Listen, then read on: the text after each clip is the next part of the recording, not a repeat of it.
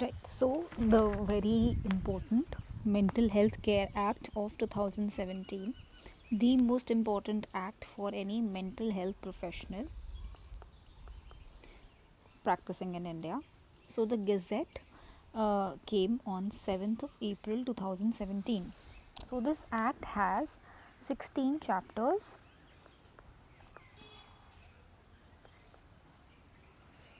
and 126 sections. At least we must know all the chapter names and at least some of the important sections that we'll be looking into. So, if someone asks what the Mental Health Care Act is, or if we want to know what it is, so there are two main purposes for the act. So, and this is the information we can find in this paragraph right here. So, it is an act to provide for mental health care and services for persons with mental illness. So, here you have to see that it does not include people without mental illness. So, इसमें the thing about preventative mental health care does not come into play. So, it is an act to provide for mental health care and services for PMI or persons with mental illness. And while you are providing these services, it is to protect, promote and fulfill the rights of such persons during delivery of mental health care and services, and for any matters connected therewith or incidental thereto. So, while you are delivering these mental health care and services to the person with mental illness, the act is first it provides provisions for the providing of this health care and also for protecting, fulfilling and promoting the rights of persons with mental illness. So, as with every act, the first chapter is always the preliminary chapter.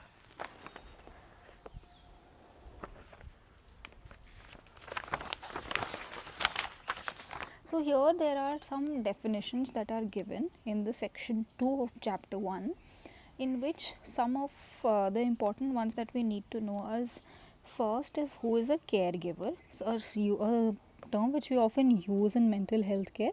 So, a caregiver is a person who resides with the person with mental illness and is responsible for providing care to that person. So, they should be living with the person and they are responsible for providing care to the person, and they can be a relative or any other person who performs this function.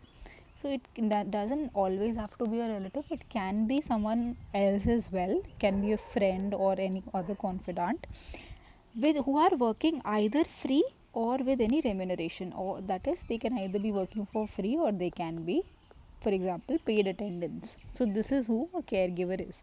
So, for being a caregiver, one, the person has to reside with the person with mental illness, and they don't just have to reside with them, but they also have to be responsible for providing care to that person, and includes a relative or any other person who performs this function, which can be either, so it can be a relative or any other person, and they should be doing this either for free or even with any remuneration. Then it defines who is a clinical psychologist, and this is usually someone who has been who has a recognized qualification in clinical psychology, or has a postgraduate degree in psychology or clinical psychology, and they should be RCI registered. Right, now moving on to what it means by a family. So, as per the Mental Health Care Act, it is a group of people related by three things, either of these three things. So, either blood, adoption or marriage. That is it. So, that is what is said in the Mental Health Care Act, that the family is a group of people and these should be interrelated by either blood, adoption or marriage. This is different from what we've seen is the definition of a caregiver. Now, another quite important definition is what is informed consent. So, it is any consent which is given for a, and it's important to note that it is given for a specific intervention. So, a consent given for a specific intervention. And what should it be without? So, this is the first part, that it is a consent given for a specific intervention. and it should be without any force, undue influence, fraud, threat, mistake, or misrepresentation. So 1, 2, 3, 4, 5, and 6. So it should be without these 6 factors and obtained after disclosing to the person adequate information. What would this information include? So this is the third part, that we should provide adequate information, which would include what? Risks and benefits of the procedure or the intervention, or any alternatives that might be there, and also it should be in the language and the manner understood by the person, right? So these are the 4 parts. What's the first part of the definition is that it is any consent given for a specific intervention. It should be without 6 things, that is any force, undue influence, fraud, threat, mistake, or misrepresentation. It is obtained after disclosing adequate information, which should include what? All the risks and benefits, all the alternatives to the specific information, and how it should be presented is in the language and manner understood by the person.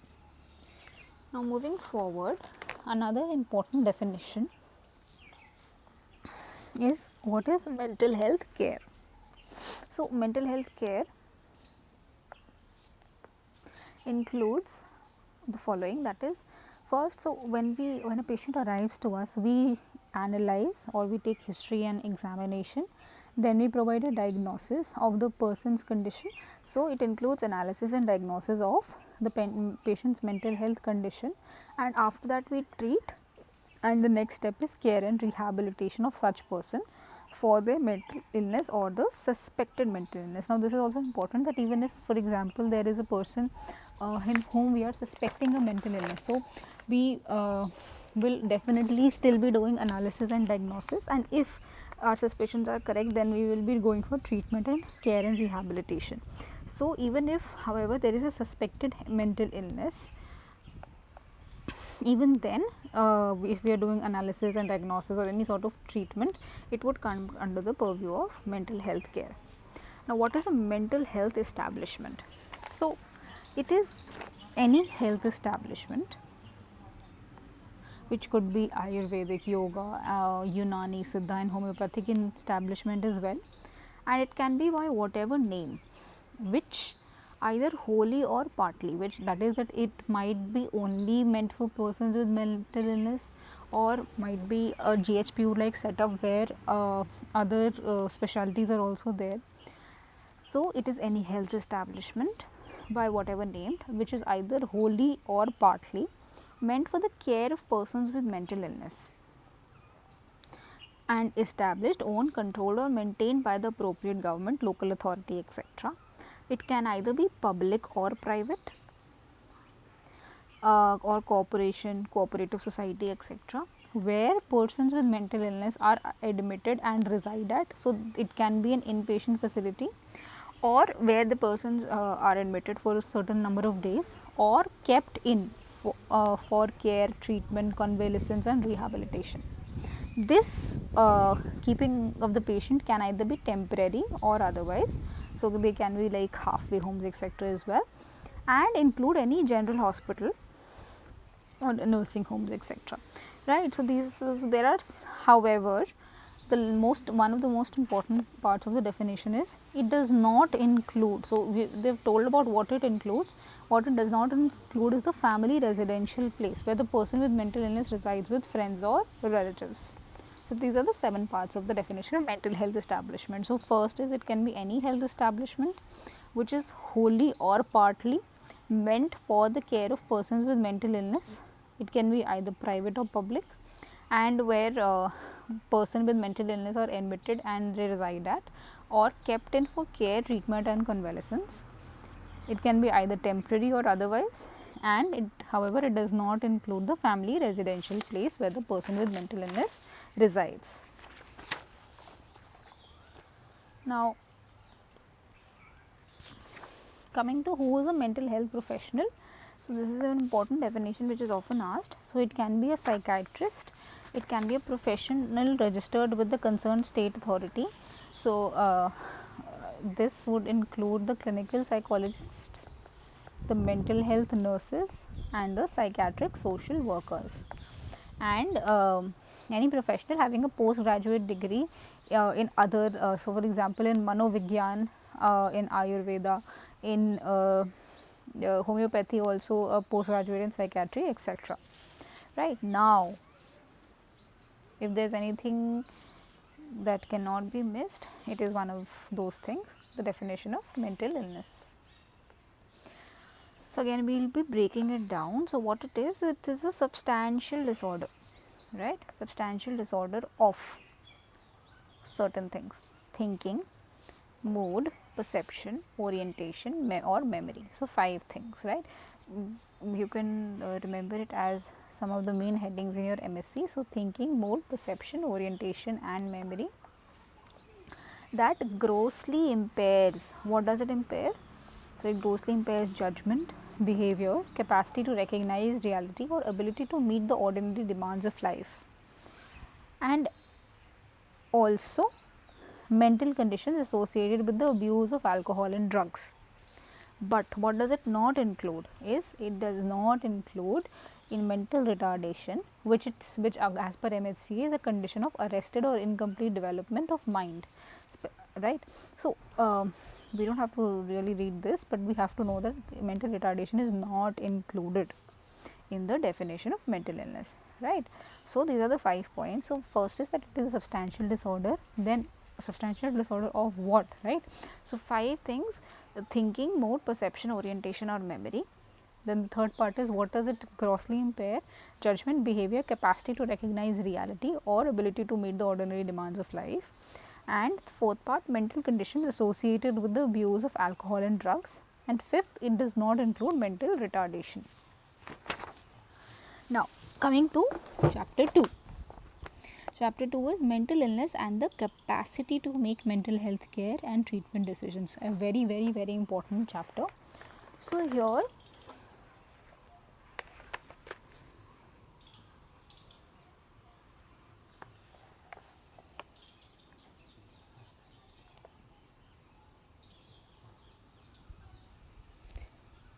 we talk about the determination of mental illness and importantly the capacity to make mental health care decisions. So, what we understand by capacity, and it is often asked how capacity is different from informed consent. So, capacity, it says that every person, and also it would include a person with mental illness, shall be deemed to have capacity to make decisions. Now, what is this capacity about? Is regarding mental health care or treatment only. So, in the Mental Health Care Act, capacity only talks about decisions related to mental health care or treatment of the person. If such person has ability to understand the information that is relevant to this area of mental health care or treatment, decision on the treatment, admission or personal assistance. For example, these would include having caretakers around at home or any rehabilitative services. So, understanding the information which is relevant to this decision of treatment, admission or personal assistance. After understanding the information that is being provided by let us say the psychiatrist, the person is able to appreciate any reasonably foreseeable consequences and of a decision or lack of decision on the on again the treatment, admission or personal assistance. So, whether the person is able to weigh the pros and cons.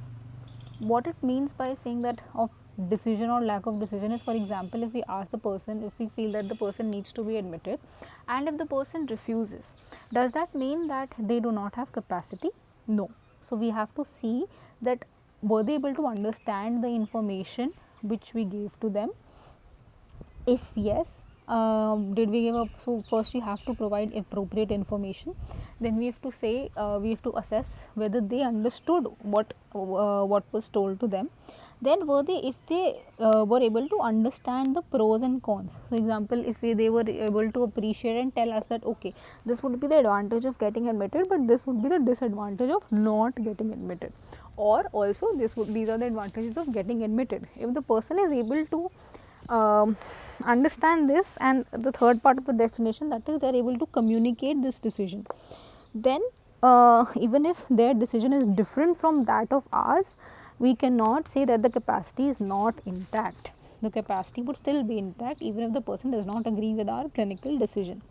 So, and the third part of this definition is that they are able to communicate the decision by any mean. It can be through speech, that is directly speaking to you, by expressions, any gestures, or any other means. For example, even in writing, if they are able to give it to you and they are not able to speak, still, if they are able to understand and see the pros and cons and able to communicate, they will have an intact capacity. Again, we have to give the information in simple language and also in language, for example, sign language or visual aids if necessary. So, it has to be in the bhasha of the individual is only. Now, regarding this, MHCA released the guidance document for capacity assessment, which we would quickly have a look at.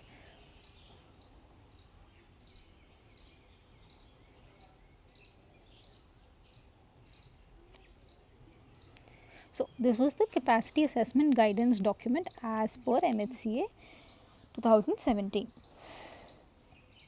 So, when a person comes to you, this is the capacity assessment form that they have provided. We have to fill in the patient details, and we also have to give the purpose of assessment. We have to tell whether an advance directive or nominated representative is present or not, which is something we will be talking about later. And we have to follow the questions. So, first is there any obvious lack of capacity? For example, when would that be? For example, one, we cannot have any kind of meaningful conversation. So, if they're extremely violent, extremely excited, in a state of catatonia or in delirium or under intoxication or severe withdrawal, then there is an obvious lack of capacity that we are not able to have any meaningful conversation with them. So, whether yes or no. So, based on what our answer is, so if there is an obvious lack of capacity, we can stop there and say that the capacity is impaired, but again we have to document why we're saying so.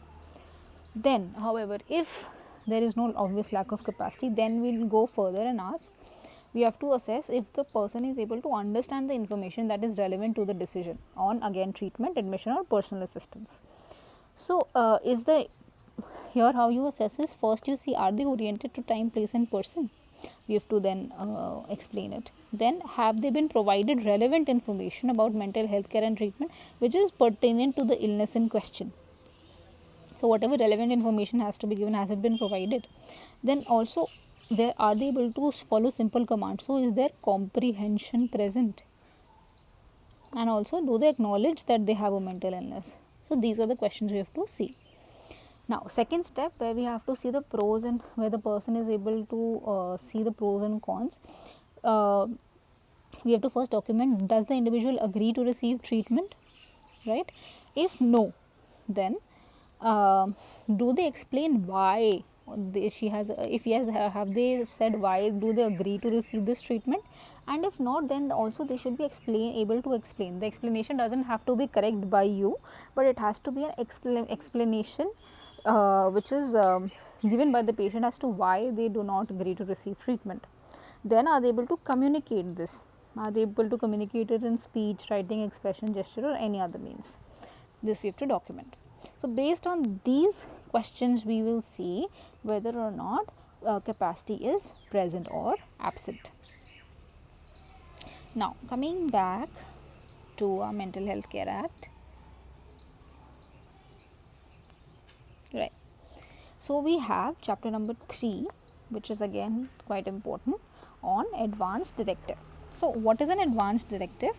So, the MHCA says that every person, but they should not be a minor, they shall have a right to make an advance directive in writing, which would specify any or all of the following. So, advance directive can include all of the following or any of the following. So, first is the way the person wishes to be cared for and treated for mental illness.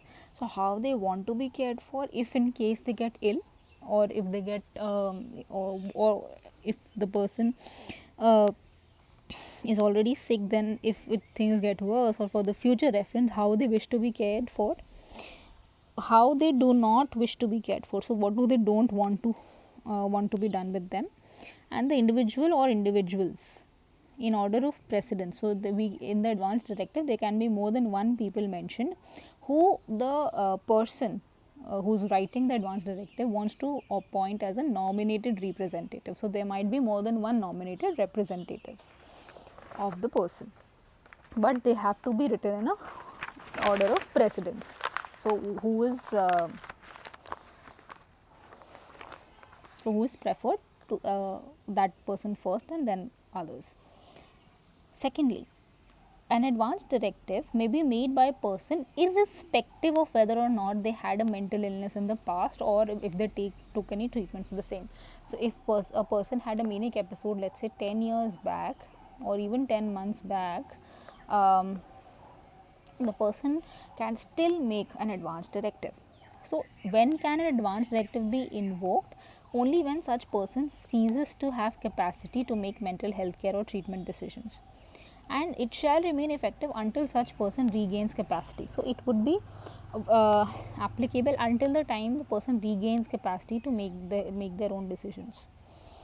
Any decision made by a person while he has the capacity shall override any previously written advance directive. So it means that advance directive can also be changed a number of times. So whatever is the recent version, when the person had capacity, it would override all previously made decisions. Any advance directive made contrary to any law for the time being shall be void. So for example, if it is made by coercion, or if it is not in the right format, or it says completely or if the signatures are not there, etc., then it would not be valid. And the central authority would talk about had to actually give a format for an advance directive, something which is pending. An advance directive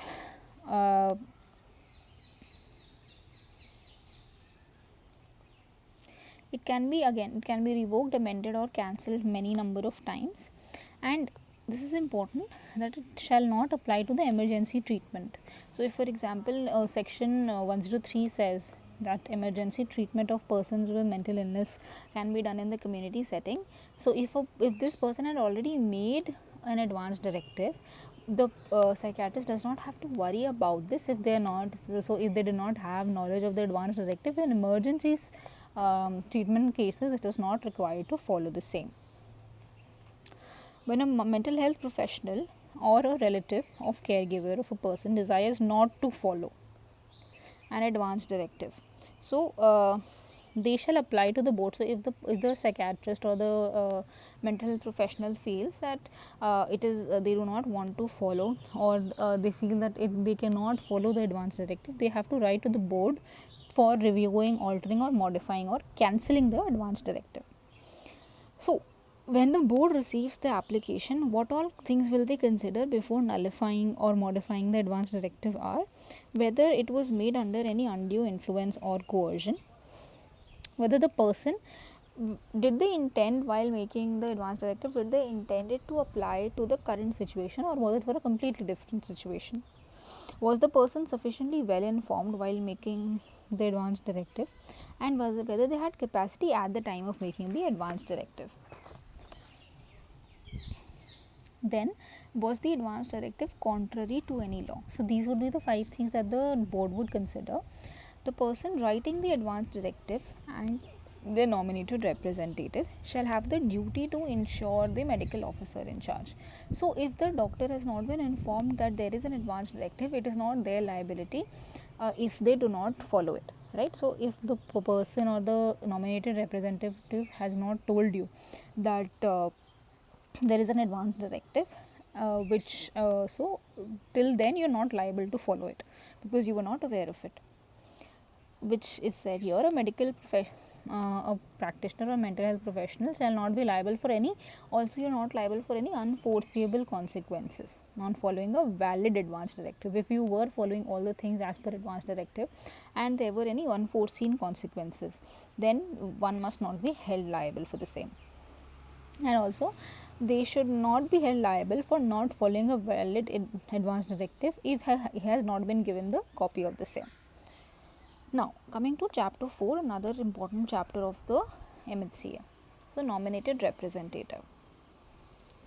So we saw that for making nominated representative, it has to be mentioned in the advance directive. So the nomination should be in writing on plain paper with the person's signature or thumb impression, right?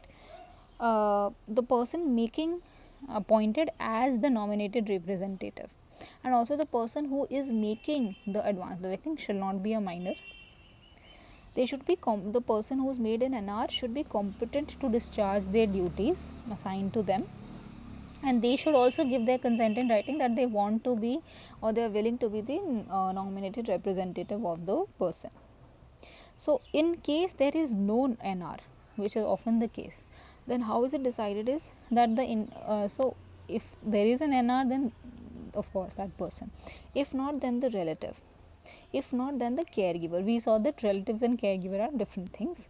Or any, if this is also not available, then any person assigned by the board. And if that's also not available, then the board shall appoint the director of the Department of Social Welfare or their designated representative as the NR of the person with mental illness.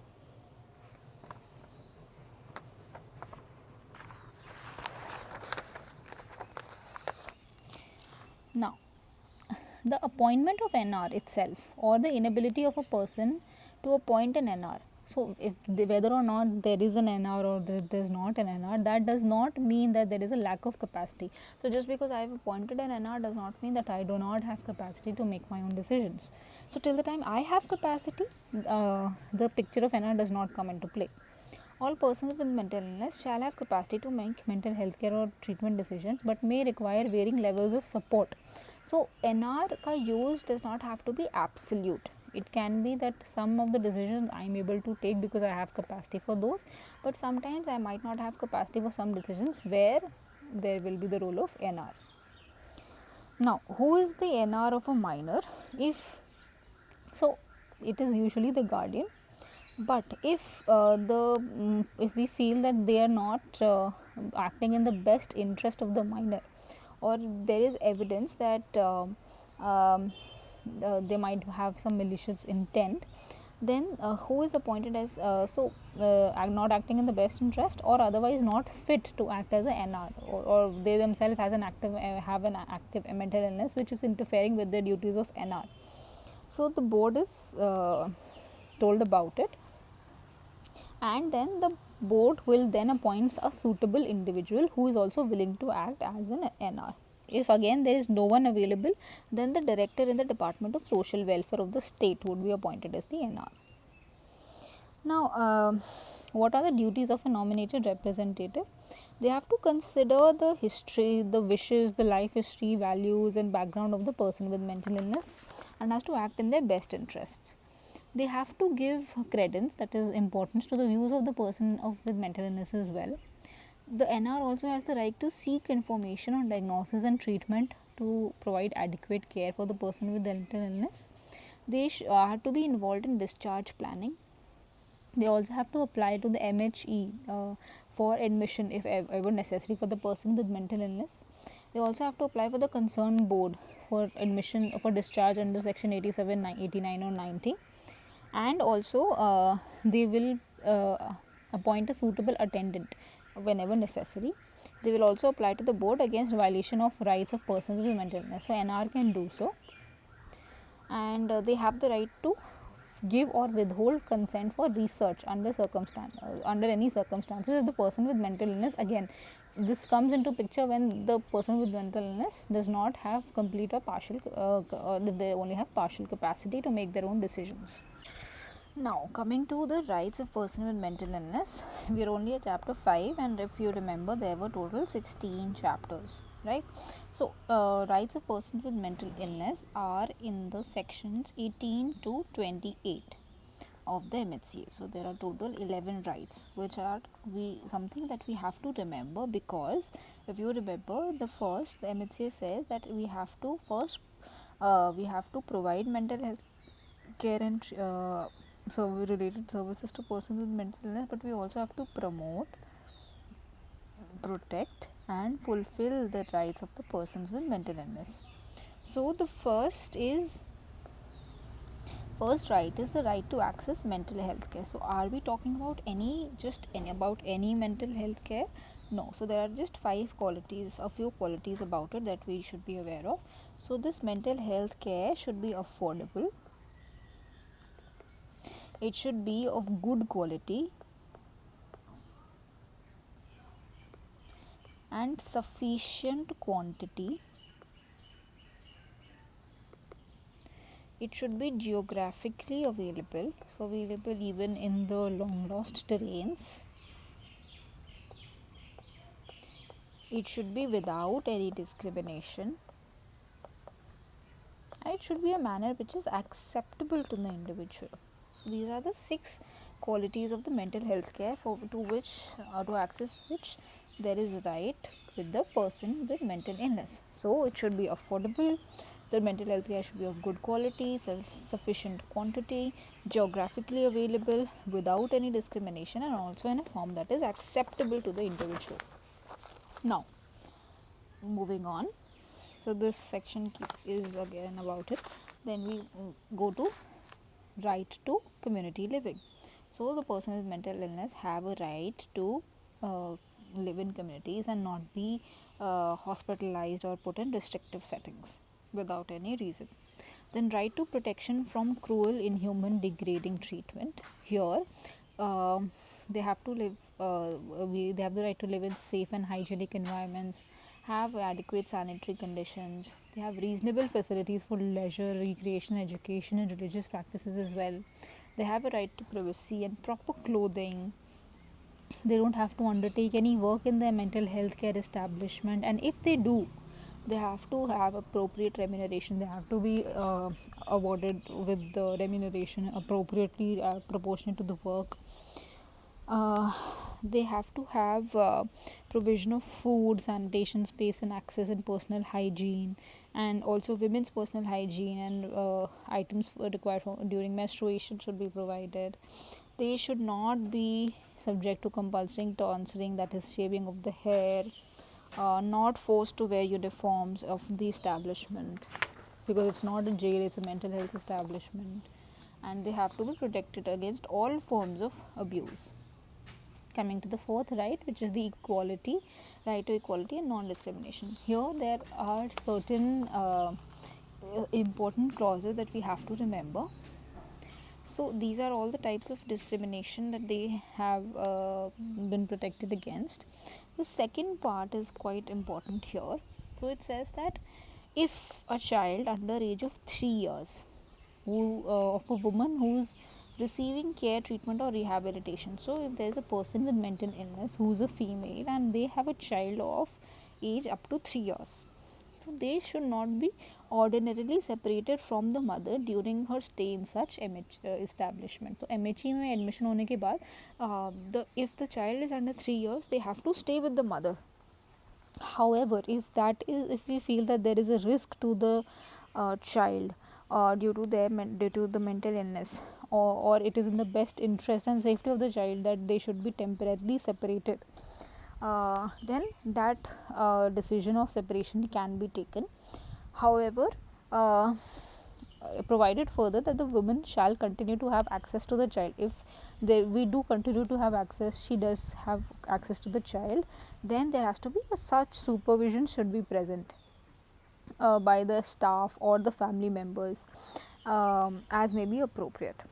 Now, the decision to separate the mother from her child should be reviewed frequently, that is every 15 days during the mother's stay at the MHE, and separation shall be terminated as soon as the conditions are conditions do not require there to be separation. So if we feel that we are able to return the child to the mother and they can be kept together, we should do so immediately as appropriate, provided that any separation permitted as per assessment of MHP.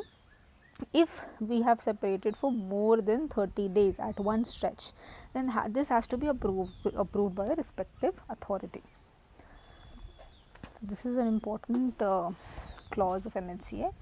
Next, moving on to right to information, which is the fifth right that is present. Then right to confidentiality, restriction on release of information in respect to mental illness, right to access medical records. So, the person has right to access medical records, or the NR can do so if they cease to have capacity. However, we can choose to not release them if we feel that there is serious risk of serious mental harm to the person with mental illness, or likelihood of harm to other persons if we release such information. Now, there is right to personal contacts and communication. So, person should be able to have personal contacts and communication reasonable enough while they are even admitted in the MHC. The person has a right to legal aid, and they also have right to make complaints about deficiencies in provision of mental health services. Now, chapter 6 is about duties of the appropriate government. Chapter 7 talks about the Central Mental Health Authority. Sometimes people may ask about the composition of the Central Authority, which is something one can go through. Then chapter 8 is the State Mental Health Authority. Again, the composition can be asked. Now, chapter 9 talks about finance, audit, accounts and audit, which is something I remember that it was chapter 9 when I was learning this, as it comes after the government. So, anything related to the government will also have things related to money, right? So, there was first duties of the appropriate government, then there was the Central Mental Health Authority, then the State Mental Health Authority, and then immediately afterwards we have finance, accounts and audit. Now, chapter 10 is the mental health establishment. We have already seen what it means, what we mean by the mental health establishment. So, again, it has provisions as to how registration should be done, explanation about the procedures of registration, about auditing, and inspection, regular inspection inquiries are also held. Then the MHCs are also they are also supposed to document all certificates, fees and registration documents, and they have to maintain this record in a digital format as well, and they are also required to display some information to the on online platforms. Then chapter 11 is for the mental health review boards. Again, the composition can often be asked along with the functions. We'll be skipping this part to move on to the most important chapter of the MHCA, especially for psychiatrists. So, this chapter has sections from 85 to 99, and here we might have to learn all these as to which section is for what. So, 85 is for admission of persons with mental illness as independent patients in MHC. Easy. Then 86 says that it is for independent admission and treatment. So, any person who is not a minor and they think that they have a mental illness and desire to be admitted in an MHC for treatment, the person with mental illness requests the medical officer or the MHP in charge of the establishment to be admitted as an independent patient. Now, when the medical officer or MHP receives such information, they have to see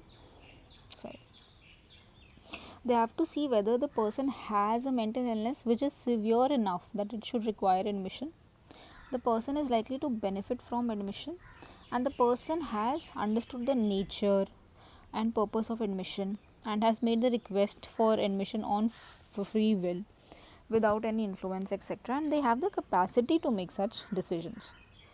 If the person is unable to if they are not able to understand the nature and purpose of admission, if they are not under free will and do not have the capacity, then the person should not be admitted as an independent patient. Now, a person admitted in an as an independent patient shall be bound to abide by the orders and instructions and the rules of the MHC. An independent patient shall not be given treatment to any sort of treatment without their informed consent. MHC shall admit an independent patient on their own request only and shall not require the consent of any nominated representative. So even if the person has made a nominated representative, but so they have made an advance directive, but they are admitted as an independent patient, so the consent of the NR is not required for any procedures. Only the consent of the person with mental illness is required. Then, subject to the provisions contained in section 88, an independent patient may get themselves discharged without the consent of the medical officers. They are free to walk away from the MHC. Now, admission of a minor. Here there are some important points. So, minor is anyone who is less than 18 years, right? So, here for admission, in independent admission, we required any mental health professional, one mental health professional or medical officer in charge. But here, if two psychiatrists or one psychiatrist and one mental health professional, or one psychiatrist and one mental health practitioner, they both have independently examined the minor either on the day of admission or in the preceding 7 days, and they both have independently, respectively in different conditions, they have concluded that it is appropriate to admit the patient, which would be that if the minor has a mental illness which has to be severe enough to require admission is in the best interest of the patient, and mental health care needs cannot be fulfilled unless admitted, and all the community interventions have been tried but they have been failed or are not appropriate, then the person can, minor with mental illness can be admitted. A minor so admitted shall be accommodated separately from the adults, and they should be in an environment that takes into account their age and developmental needs throughout the entire duration of the minor. The NR or the attendant which is appointed by the NR shall be present with the minor till the time they stay in the MHC. In case of minor girls, where the NR is a male, a female attendant shall also be appointed, and they should stay with the minor girl. Any admission of a minor in the MHC shall be informed to the concerned board within how much time? Within 72 hours.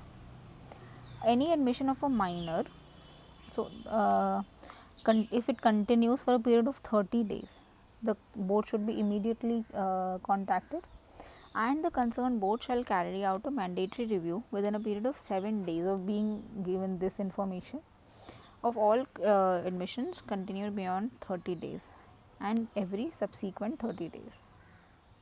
So, first the board will do a mandatory review in 7 days and then every 30 days. This would be after they have been informed that okay, a minor has been admitted for 30-day duration. Now, discharge of independent patients is under 86. So, as we saw that they have the right to walk away from the MHC without the permission of the without much consultation with the mental health professional. But where notwithstanding anything, a mental health professional may prevent this discharge under section 86 for a period of 24 hours. So, they may prevent this discharge for up to 24 hours, so as to allow the required assessment for admission, continued admission. So, this will be justified if the MHP thinks that the person with mental illness is unable to understand the nature and purpose of their decisions.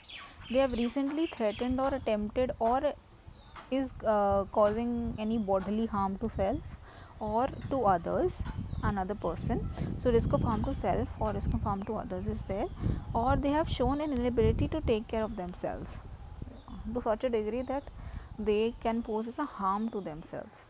So, in such conditions, the MHP might delay the discharge for 24 hours.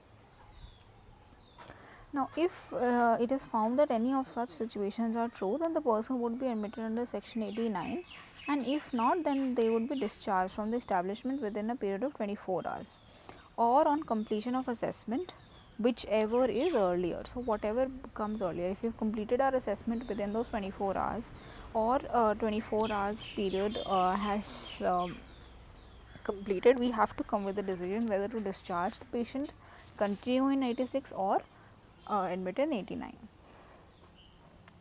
Now section 89 is for admission and treatment of persons with mental illness with high support needs in a mental health establishment up to 30 days. So, admission and treatment of person with mental illness with high support needs in mental health establishment for up to 30 days, supported admission, right.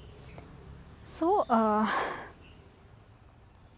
here the person has been independently examined on the day of admission or past 7 days by either one psychiatrist and the other being a mental health professional or medical practitioner, and both have independently concluded that they require admission. So, again they should have a mental illness which should be of sufficient severity. They have recently threatened or attempted to cause bodily harm to themselves or other people, have there is risk of harm to others, or the person is they shows inability to take care of self. We have to make sure that we have to keep them in the least restrictive care possible, and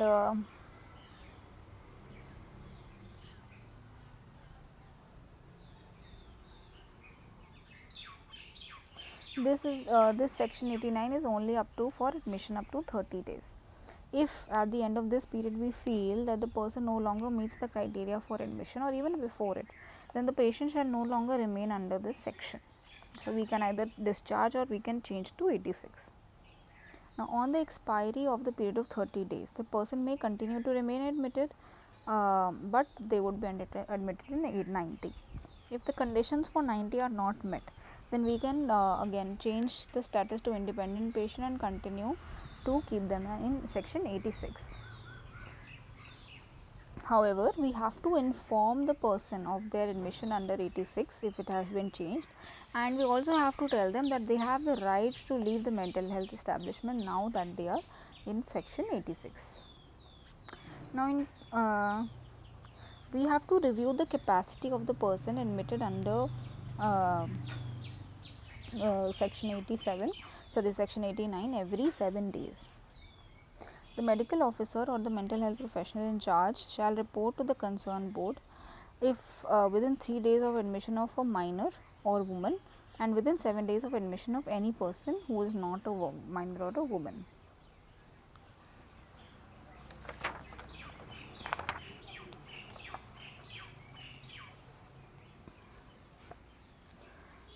Now, a person with mental illness admitted under 89 has been, if they have been discharged, such patient shall not be readmitted within a period of 7 days if of the discharge. So, if within 7 days of the discharge you have to admit again, then again we have to do under section 90.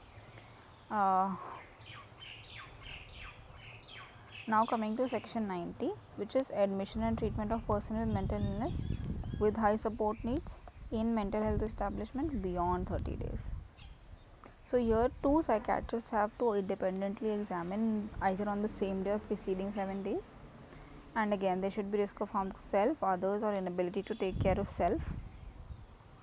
We have to look at the least restrictive setting possible, and we have to report to within 7 days about such admissions to the concerned board, and the board shall within 21 days from the date of last admission or readmission of the person with mental illness permit such admission or readmission or order discharge. So, whatever decision, if the board feels that it is correct to admit or it is incorrect, the board should come up with this decision within 21 days. So, the person should not be kept in the establishment only because there is a lack of community based treatment possible.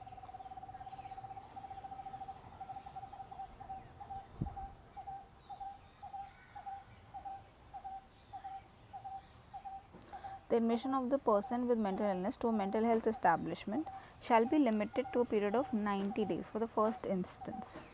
Then after this, it can be again extended after we write to the board again.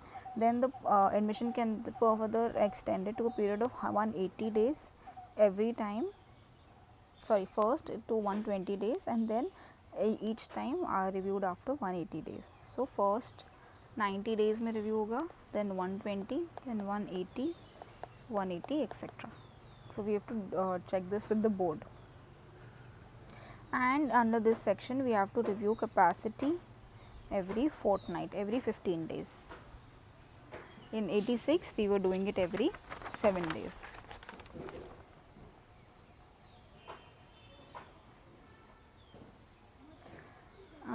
Now leave of absence comes under section 91. Now coming to emergency treatment, section 94. So any medical treatment, including treatment for mental illness, may be provided by any registered medical practitioner to a person with mental illness, either at the health establishment or even in the community setting,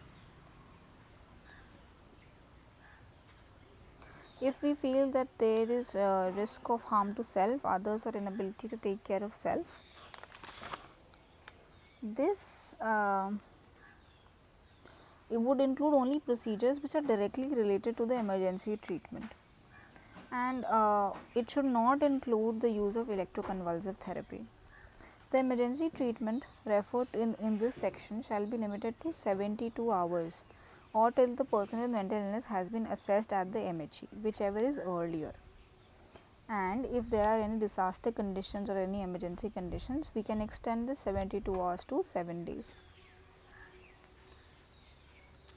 Now 95 gives a list of prohibited procedures, very important again. So it includes ECT without the use of muscle relaxants and anesthesia, so direct ECT, ECT for minors, sterilization as a method of treatment of MI, and chaining in any form. And there is also restriction of psychosurgery. There is restriction but not a prohibition on psychosurgery. Then restraints and conclusion come in section 97. So the person with mental illness shall not be subjected to seclusion or solitary confinement, and wherever necessary, physical restraints. So what we don't have to do is we do not do seclusion or solitary confinement because it's not a jail. Sorry. What we do is physical restraint can be used if it is the only means that is available to us.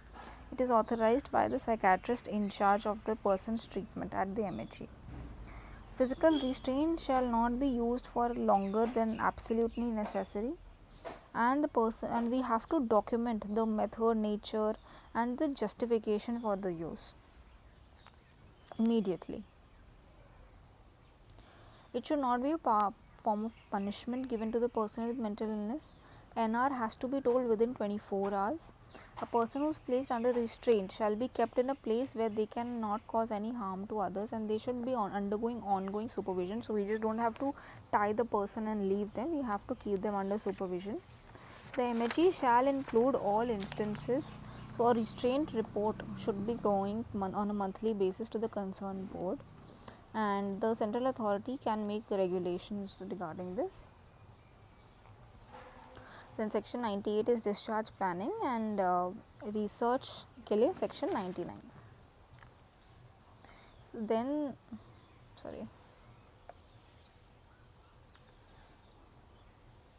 we go to chapter 13, which is responsibility of other agencies. So 100 for police, so duties of police officers. Then 101 report to the magistrate with persons with mental illness in private residence who is being ill treated or neglected.